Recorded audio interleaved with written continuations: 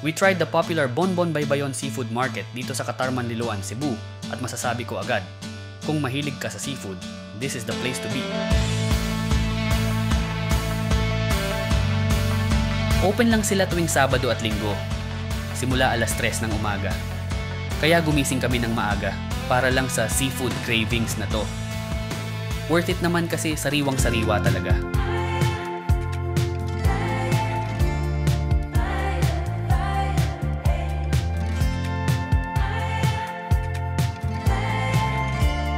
Sariwa at mura, napakaraming pagpipilian. Parang fiesta ng seafood sa bawat stall. Offers a variety of fresh swaki, tuyom, mga shell, crabs, latu, talaba, saang, isda, and other seafood that you can enjoy. Let your dreams go even farther than the limits in your mind.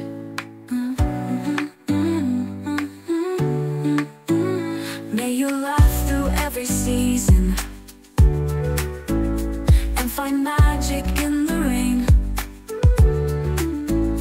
Don't be scared to fall or stumble. Every loss becomes a gain. Ang maganda dito, ikaw mismo ang pipili. Diretso ka sa mga vendor tapos pwede mong ipaluto agad kung gusto mo.